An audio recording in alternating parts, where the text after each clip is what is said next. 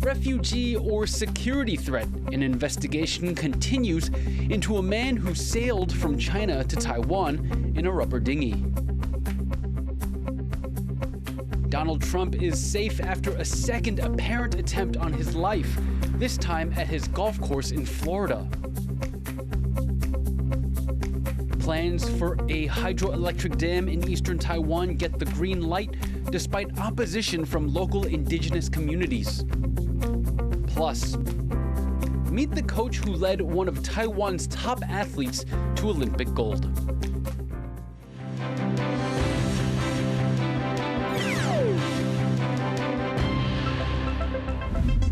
A warm welcome to TaiwanPlus News. I'm Leslie Liao. Prosecutors in Taiwan have launched an investigation into the case of a man who sailed from China to Taiwan in a rubber boat. It's the second time in recent months that a Chinese civilian has breached the country's maritime border, and it's raising security concerns. Joyce Tseng has more. Seeking a new life is what this man said he was doing when he attempted to enter Taiwan from China in a rubber dinghy.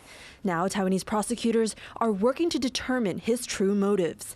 The 30-year-old man, known only by his surname Wang, reportedly got on the inflatable boat here at a beach in Ningbo in China's eastern Zhejiang province.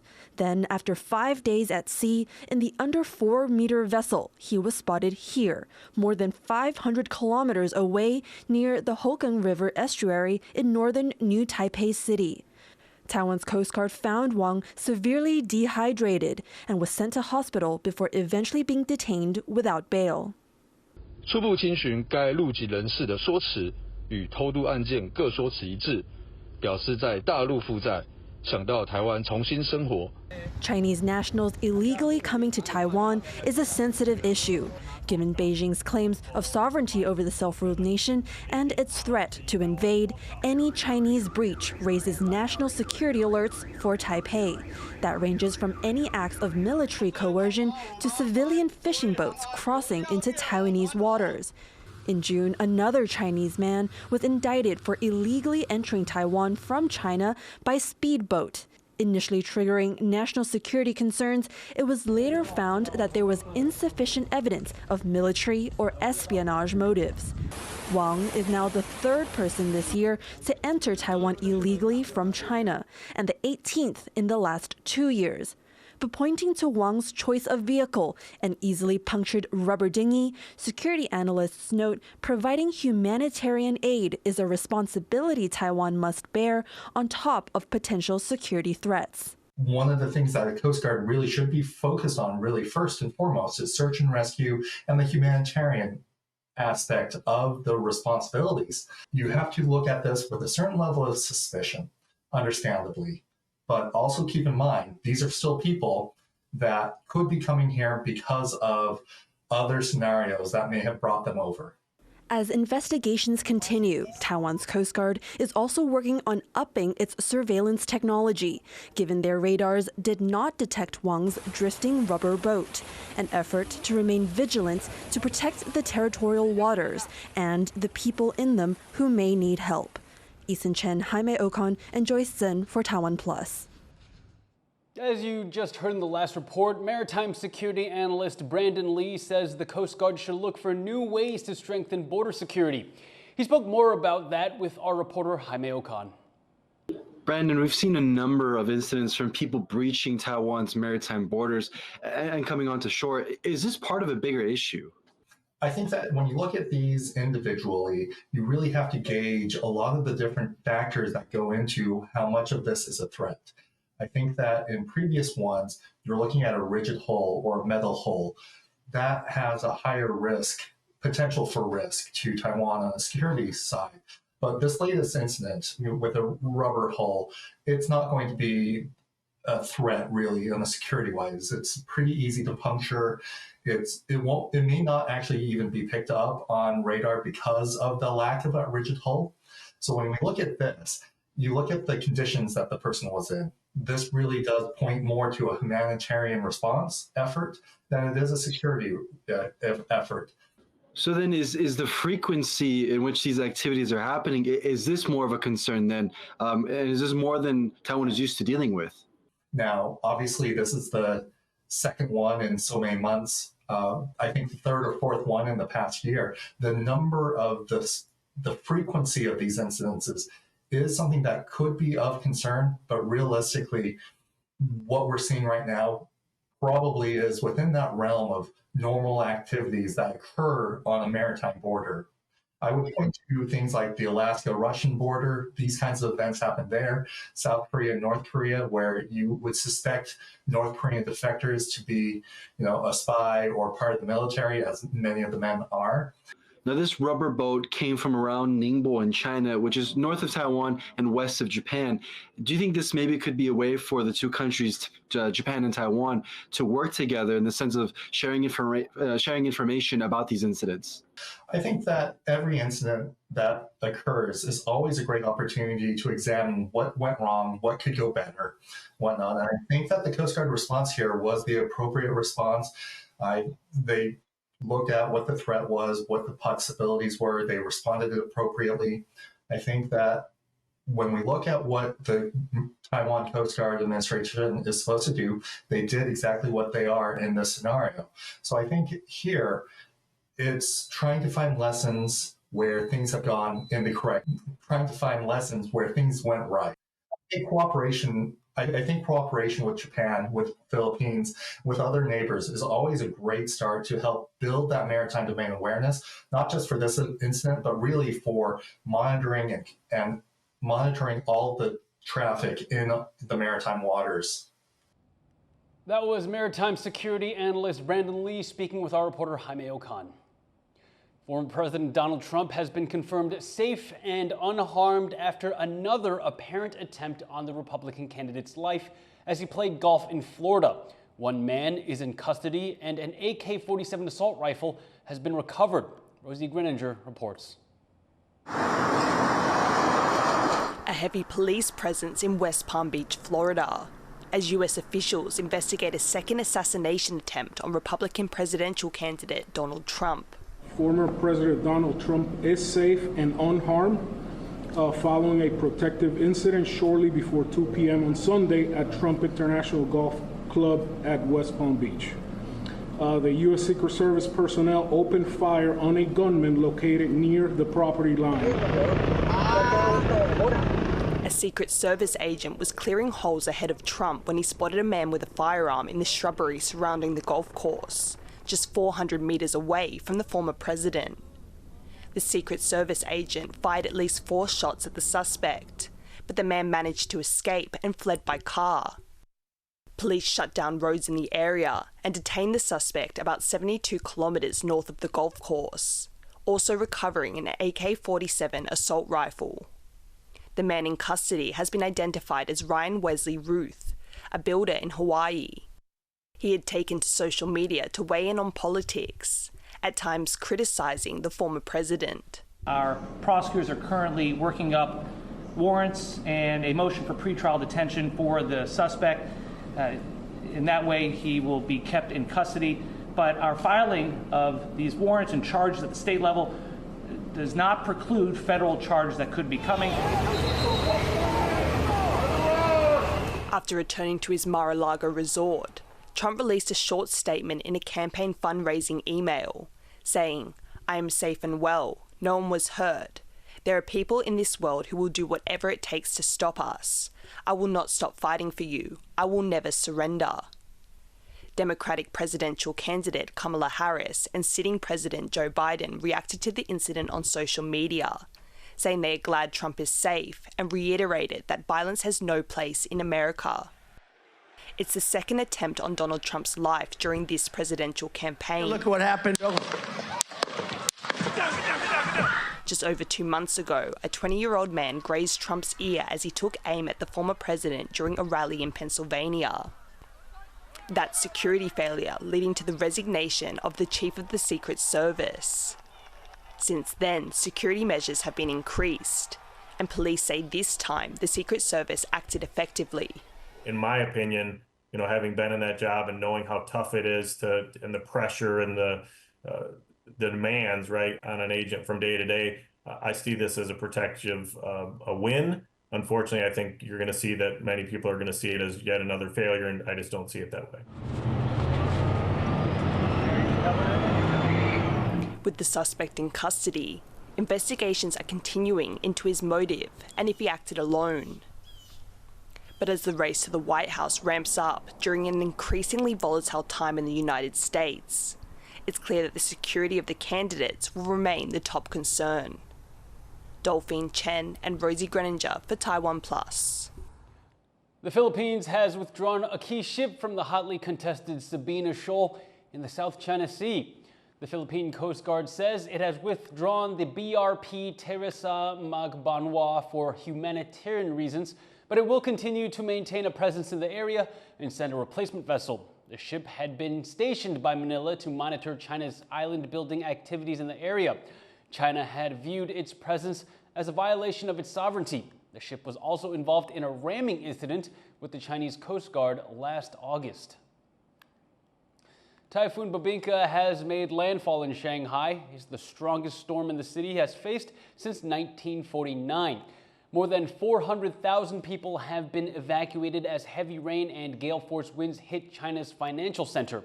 Flights, ferry, and rail services have all been suspended, disrupting holiday travel during the country's annual Mid-Autumn Festival. Shanghai rarely sees direct hits from typhoons. All public activities in the city have been shut down as the storm passes through. Plans for a hydroelectric dam in eastern Taiwan, dormant for decades, may finally be about to reach the construction phase. But some of the indigenous communities that live along the river where the dam will be built say it could threaten their livelihoods and way of life. Chris Goen reports. Rice farmer Luzgav Sunavan has lived in this village in eastern Taiwan all his life. He's part of the indigenous Bunun people, who rely on this land and the adjoining river for their livelihood. But he's worried that may now be under threat.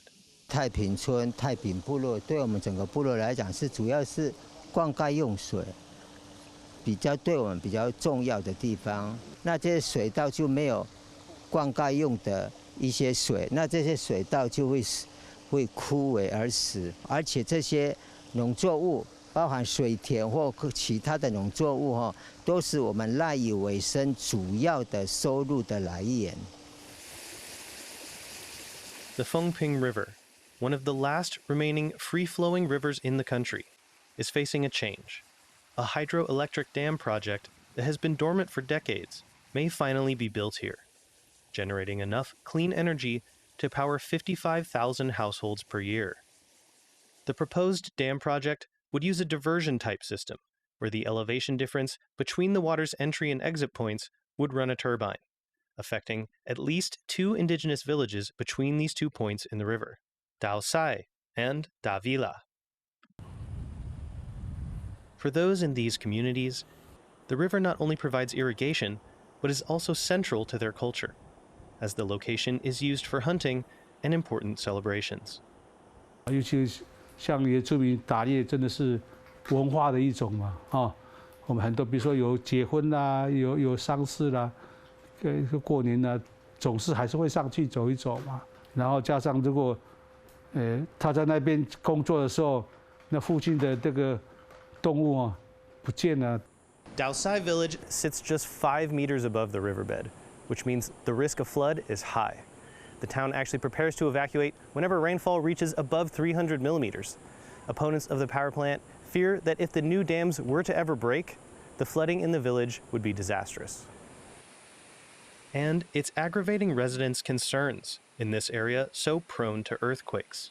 那我们今天疑虑说，万一溃堤了，损害到我们的财产、生命的时候，请问你要不要给我们一个担保嘛？对不对？没有啊，没有，从来没有过承诺。他的承诺是说，一定没有问题。赞成一票，不赞成一票，不赞成一票。The project was approved by the communities through a vote in 2022, but many feel the process was not entirely democratic.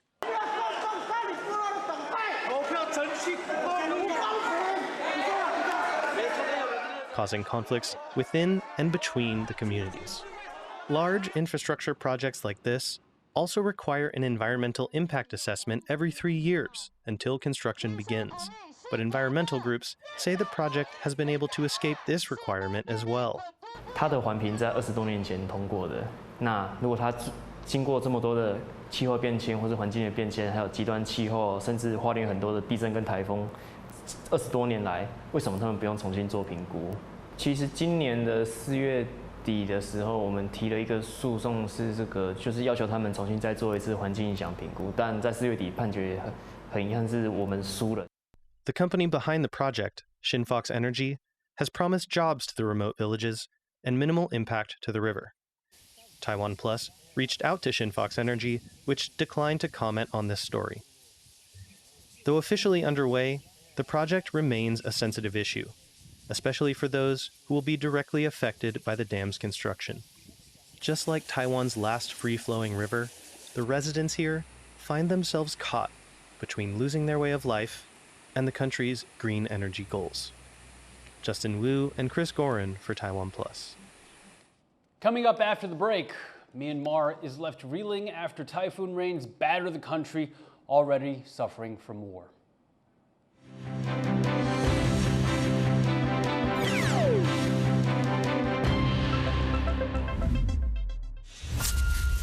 Something very significant is going to happen. You are a living miracle. Hi, I'm Ampu. I'm the narrator of this documentary. Lost Butterfly, it's a heartfelt story about the lovely species native to Taiwan. You can watch it online for free right now. Hidden dangers also lurk around every corner. You are in big trouble. This was also my first time narrating a film in English. I hope you like it and embark on this beautiful journey with me. So be sure to watch it and share it with those around you.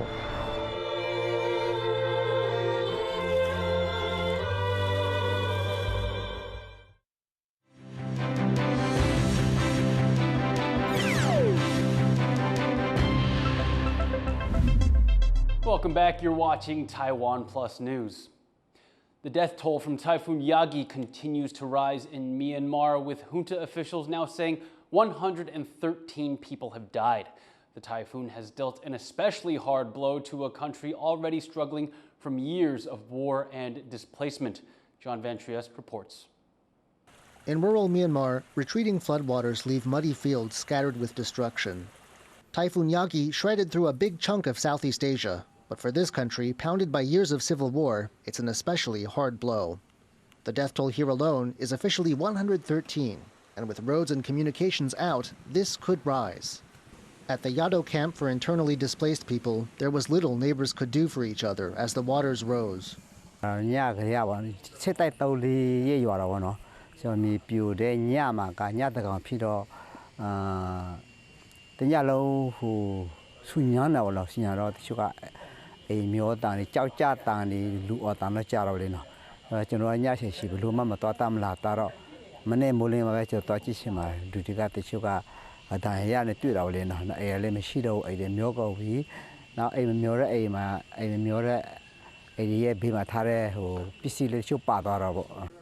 Now, large numbers of people the war hadn't displaced are headed to camps too.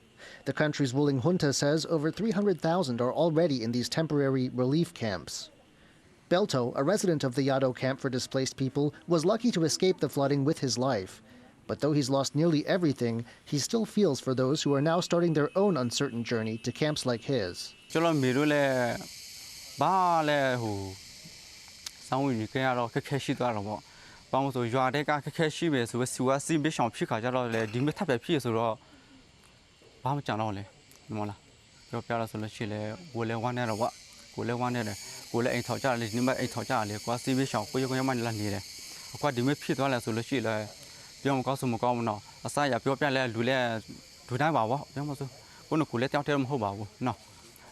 The devastation is so thorough that the country's military rulers, who once shunned foreign aid, are now seeking it out. India's already answered the call. But with infrastructure out and water still at unsafe levels in some places, it's a question of how fast this help can get to those who need it. Chris Ma and John Van Trieste for TaiwanPlus. At least 8 people are dead in Central Europe as a major storm brings torrential rains and severe flooding, forcing thousands to evacuate. Storm Boris has triggered the worst flooding in nearly 3 decades in hard-hit areas in the Czech Republic and Poland. Thousands of homes have been damaged by days of record-breaking rainfall and strong winds. Authorities issued emergency warnings across multiple regions as more heavy rains are expected. Rescue operations are ongoing as local governments brace for further damage. Taiwan's top boxer Lin Yu-ting's gold medal performance at this year's Olympics vaulted the sport into the national spotlight. The Paris Games officially ended in early August, but the country is still feeling the buzz for boxing. Our reporter Sandy Chi went to meet Ling and the person she says is her biggest supporter. 他是我的最坚强的后盾，我想要让他感受到自豪，那让他感受到说，就是你的学生已经长大，已经可以成为是一个承担起你重任的一位选手了。 The words of Taiwan's boxing Olympic gold medalist Lin Yu-ting about her coach Tseng Tzu-chiang. Ling says Tseng's support has been her source of strength on the global stage, playing a pivotal role in her rise to the top. 他告诉我们说，拳击这项运动，它其实就是一个勇敢者运动，就是你要勇往直前的去面对对手的拳，去做出相对应的反应或动作，你才有办法制胜对手。 44-year-old Tseng has been coaching Ling for 15 years. Ling says Tseng has helped shape her career and prepare her for the future. 他可能就是说出来的话会相当严厉，但他就是心里想的就是为你着想了，但是他就是会帮你想，他会帮你想好很多未来的规划。 Tseng's strict style comes from experience. He's a former National Games gold medalist, but sports injuries forced him into early retirement. He could no longer compete, but his passion for boxing kept him from leaving the sport. In 2008, he began coaching the Inga Junior High School boxing team, designing new training methods to help the young athletes develop strong foundations. That coaching spread into other areas of their lives, teaching the students to adapt to different situations. And Tseng has instilled these values in 25-year-old Li Chengwei, who is also Ling's sparring partner. He has been training with Coach Tseng for over a decade. 在处理事情前，先思考很多方案。对，假如这个不行，再换另外，就可以另外换一个方式这样子。跟人跟那么久，就是大家可以当下可以把事情一次性的处理完。